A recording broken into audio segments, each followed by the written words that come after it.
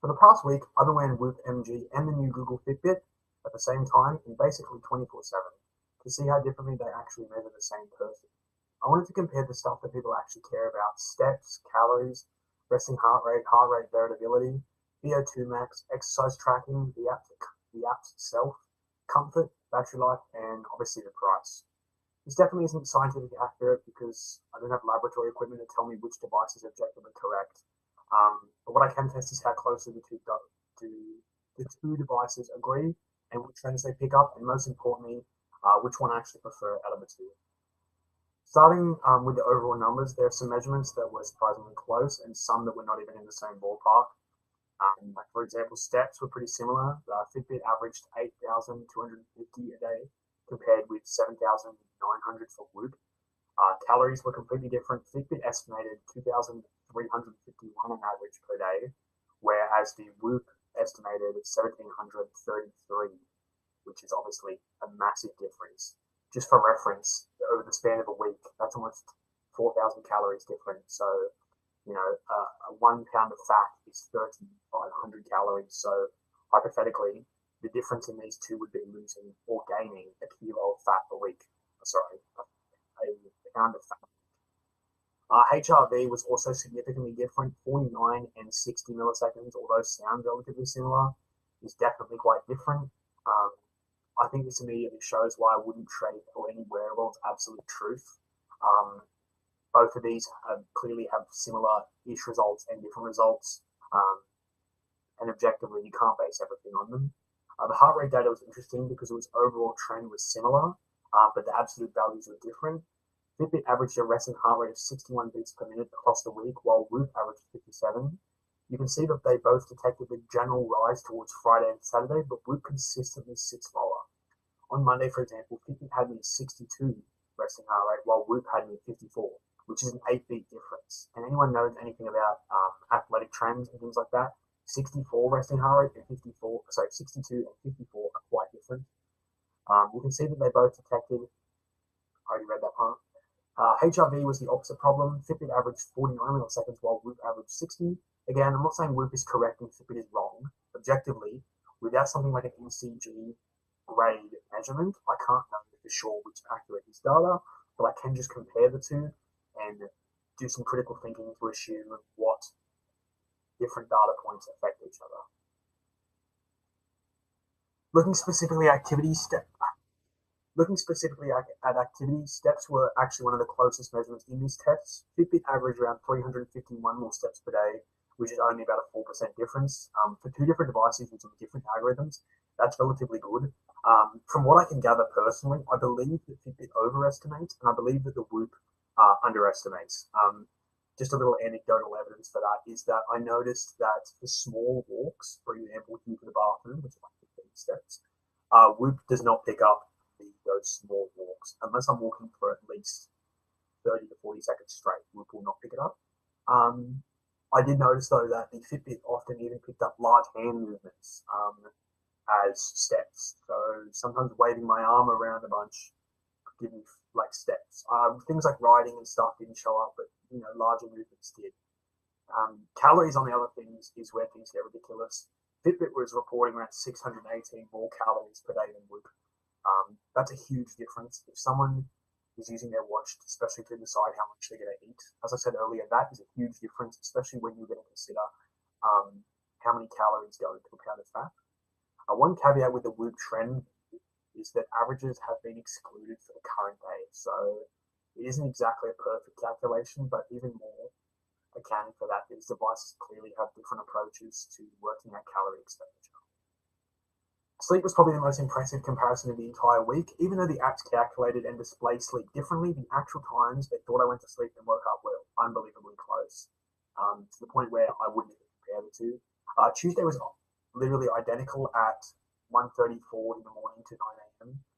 Friday, by about 1 minute at bedtime, had the exact same wake-up time. Sunday had the same bedtime and only a 1 minute difference waking up time.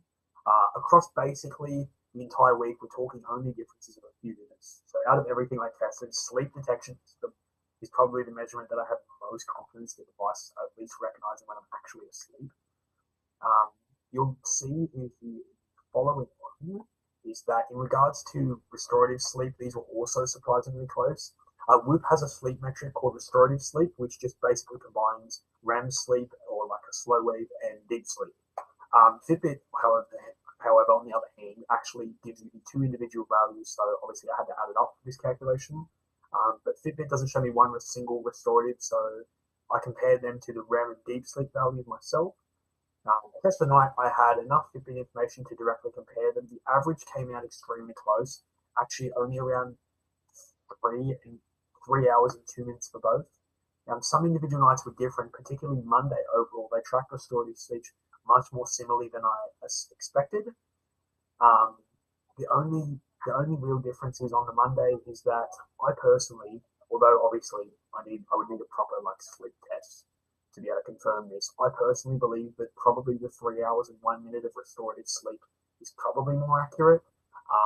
I think the Google Fitbit scene, because I did objectively, I know personally, I think within myself, I can tell how much restorative sleep got, and I personally feel like it was closer to 3 hours on the Monday as opposed to two. So just like sleep timing data, I'd say is probably one of the areas where the two devices agree with the most. VO2 max was another really big disagreement. This one specifically I find important as I've been learning to run over the past 4 months. I recently ran the City to Surf, and I tracked it on both devices. But I found it interesting because Fitbit estimated me at 56.9 VO2 max, which, if you know anything about impressive results, that is incredible. Like 56.9 is very, very, very healthy. While Whoop has me around 49. That's an 8 points difference, which in regards to the VO2 max is a huge thing to consider. Whoop has shown at least a sensible trend over time. If I don't have the graph here, but you can actually see that over the past year, and especially the last 4 months as I began to run, my VO2 maxes went from 41 to 49. But Fitbit just rated me for the first time after tracking this run, and it rated me considerably higher at 6.9. Again, without doing a proper VO2 max, where you run on the treadmill with the mask on, I have no idea which one is closer. It's just comparing the data. If I were to guess, I would probably say the Google Fitbit is probably definitely exaggerating this. I do not think it's 56.9. I think this will be one of those data points that'll be interesting because it'll change quite a lot the more I use it. You still got to consider as well, obviously I've only had this for a week now, so there's definitely a decent chance that it will begin to lower or maybe be a bit more accurate the more I use it and the more I run. I wouldn't personally buy either device if you want an accurate VO2 max number. I'd pay more attention to whether your number is trending up or down on the same device. I think that that's overall a much better measure as opposed to just objectively taking the number at face value. I think it's important to identify trends over time because clearly between the two, there's a huge varying difference. App usability. This is probably where Whoop absolutely destroys Google for me. I really do not like the current Google Health app. And just for context, this is actually used to be the Fitbit app from what I can gather. And Google officially rebranded and redesigned it as of Google Health in May 2026 when the device came out. But in my experience right now, it's terrible. Pages take way too long to load. Sometimes I'll click into a metric and the data doesn't appear at all. And even when everything is working, the interference feels clunky and unnecessarily slow. Apparently, some long-term Fitbit users also prefer the older experience.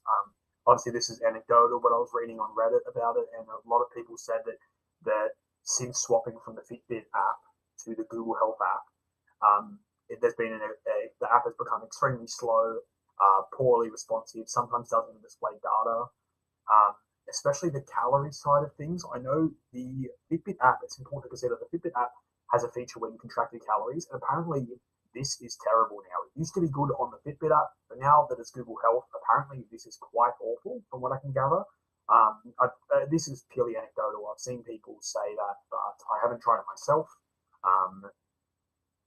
Whoop, on the other hand, is the complete opposite. The app is sleek, it's fast and easy to understand. Recovery, sleep, strain, HRV, and training information are presented straight away on the front, where I immediately understand what Whoop is trying to tell me.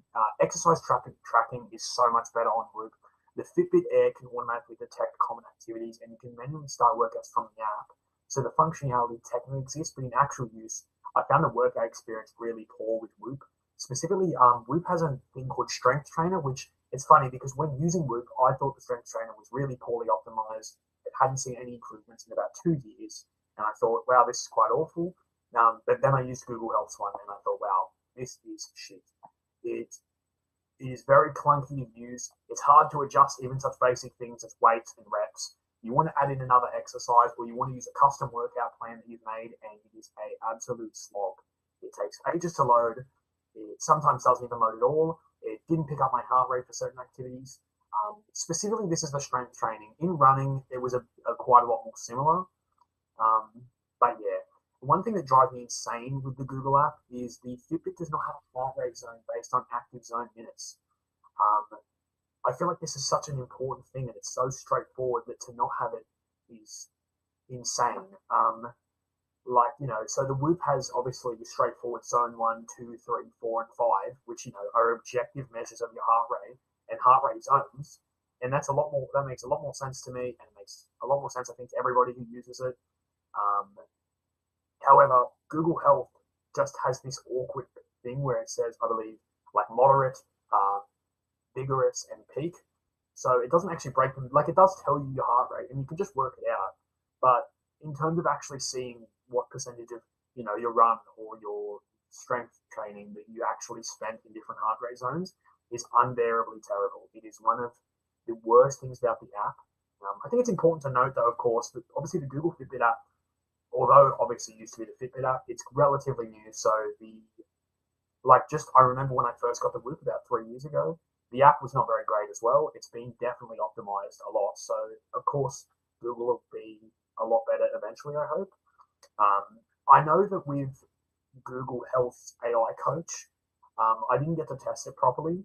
It's built with Gemini and is included in Google Health Premium, but I didn't use it enough to fairly judge it. I didn't use it at all, in fact. So if people are interested, I'd be happy to try that out and compare the coaches, especially Google Health Coach, for a couple of weeks against the Whoop Coach. I personally thought the Whoop Coach wasn't very helpful. However, I guess for people who aren't able to interpret data very well, it could be beneficial in explaining today you need to exercise, today you don't. From what I can gather, the Google one is quite similar. However, I'm not entirely aware. Costs, this one isn't even remotely close. The Fitbit wins.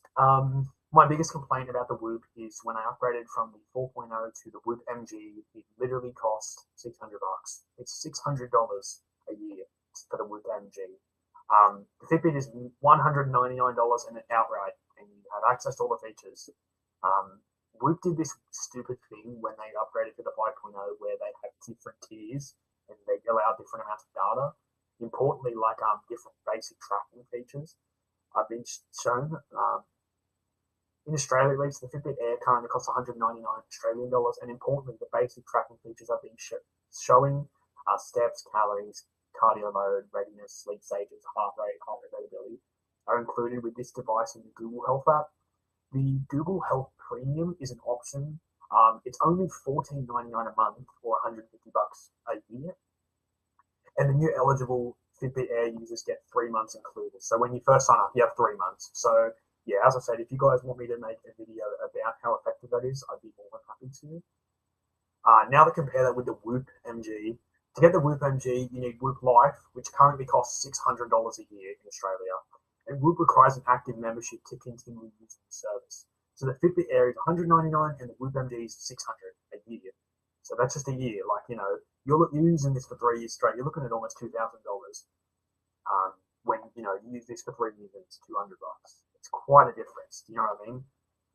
Even if you took the Fitbit and added an entire year of Google Health Premium, that's only $349 combined. So an extra $150 a year as opposed to the $600 you're paying for Whoop Live. I personally believe that Whoop are going to come to realize that they are quite overcharging, and they are definitely going to take a step down. Personally, I don't think there's an argument here. Fitbit absolutely wins for the value. It literally almost gives the exact same data as the MG. Whoop has the better software and overall experience, but is dramatically better to justify the price difference. I don't think it is. Don't get me wrong, I love my Whoop. I loved it so much. It was a very great device, and I enjoyed using it over the past almost 3 years. But it is definitely not worth that much more than this, which is $200 a year. $200 as a flat rate. For comfort, I prefer the Fitbit. It's quite smaller. If I actually hold it up here, you can see that probably about maybe 2/3 the width. It's also quite lighter though, and I prefer the Velcro much more than the flap lock panel that Whoop uses. It feels softer, lighter, and it's a lot less noticeable than when I wear a Whoop. I wouldn't say the Whoop is not comfortable. I've worn one for a long time without any issues at all. I've worn one practically every day for the past 3 years. So I think in regards to comfortability, though, I would say the Fitbit is just better. Battery, on the other hand, is opposite. The Google Fitbit rates the Fitbit Air up to 7 days, where the Whoop MG is at least 14 days from when you purchase it. Whoop basically has double the claimed battery life as opposed to the Fitbit. Whoop also has one advantage, a massive advantage, the wireless power pack. That lets you charge it. So when you are charging your Whoop, you can actually place the battery pack on top of the Whoop and you can still wear the Whoop while it's charging. The Google Fitbit, that's just not the case. You have to take it off to charge it. However, it does charge much quicker than the Whoop. It probably takes, from my experience so far, it probably takes about 30 to 40 minutes to charge almost entirely. But yeah, as I said, this needs to be charged every 7 days as opposed to the Whoop, where it's every 14. So my evaluation here is that it's pretty simple. Fitbit wins physically, comfort-wise, and Whoop easily wins in regards to charging convenience. 7 days is still completely fine in my opinion. Charging roughly once a week is not that bad. So after wearing both and after using them for the past week, I think Whoop is a better product overall, but the Fitbit is a better purchase. And there is definitely some bias in my opinion. I've obviously had the Whoop for a lot longer. I've already understand the app. I understand strain, recovery, sleep, performance, and all of the terminology used in the Whoop app. I understand it to a T. So naturally, I'm going to feel more comfortable using a Whoop than something I've only had for a short period of time. Even since initially ending this experiment 3 days ago, I have come to like the Google Fitbit more than when I ended it. Not a huge amount more, but I definitely think I am starting to enjoy it more. The Fitbit Air is brand new. It only launched in May, and so basically the same time Google completely rebuilt the Fitbit after the Google Health. So I'd expect the software to improve substantially over time. Where Whoop wins for me is the exercise tracking, the app, presentation of data, recovery information, and just the overall polish of the experience. Or I also loved the Whoop 4.0. My problem is that, when moving from the Whoop 4.0 to the Whoop MG, it hasn't felt like an enormous generational upgrade that justifies just how more expensive it was. I don't recall off the top of my head how much the difference was, but the Whoop 4.0 was relatively well priced, and making that move to the 5.0 was just ridiculously expensive. But personally, the Whoop age feature is interesting rather than it's essential. The Whoop MG had a couple legitimate upgrades. The new generation had a bit more. The Whoop MG had a better battery life overall. It also included a new feature called the Health Span, which just explains your pace of aging. I personally thought this system was a little gimmicky. The Whoop age feature is interesting rather than essential, and my experience with the blood pressure insights has been really disappointing. Whoop MG also added blood pressure for reference. Sorry. The blood pressure insights have been really disappointing. Even after manually measuring my own blood pressure at least 2 to 3 times a week, the numbers estimate for me have been way off. They've pretty much never estimated it correctly, like even close. Like I sit around 110/80, and pretty consistently the Whoop was overshooting me by 120 to 130, and I would consistently put manually in, and it just never would get it correctly. It would be all over the place. Some days it'd be extremely low when I knew it wasn't because I have access to a blood pressure monitor. The Fitbit isn't perfect easier. Obviously, as I said, exercise tracking is nowhere near as smooth as Whoop. The heart rate zone presentation is so annoying, and the Google Health software at the moment feels really unfinished. It feels almost AI generated. I've heard this complaint online, and I slightly agree with it. It's really poor. It takes a long time to load things. As I said, sometimes they don't even load the data. But look at what you're paying for. For $199, I'm getting steps, sleep, heart rate variability, resting heart rate, VO2 max, calories, being able to being able to track exercise, VO2 max, SpO2. Um, it's a huge amount of the same basic health metrics that you're looking for in one of these types of things. And Google lists those core functions as a part of their Fitbit Air experience without being premium, so without having to pay an extra 15. If money was completely irrelevant, if someone asked me which one I'd rather have and use, it would be the Whoop. But if someone asked me which one I'd recommend spending my own money on, I'd definitely tell them to go to Fitbit Air and save the difference. Whoop wins the product comparison. Fitbit wins the value comparison. And for most people, I think value matters more than cost. I mean, more than the product itself. Um, I would say the Whoop should only be like used in very specific like people who don't care about the money aspect of it, or in people who are like athletes. But in that same aspect, I'm sure there's other devices. From what I can gather, real athletes use Garmin's and things like that. From what I can gather, or better, more effective Fitbits, like the better models. I'm not really aware of them truthfully, but for like an overall lifestyle one, kind of one that's meant to be just integrated with day-to-day activity, going to the gym, running every now and then, not doing excessive amounts of exercise or training for an Ironman or anything like that. I just objectively think that the Fitbit is better. It's just better in general, and yeah. But that's about all. That's all my comparison. I've made huge spreadsheets comparing all the data.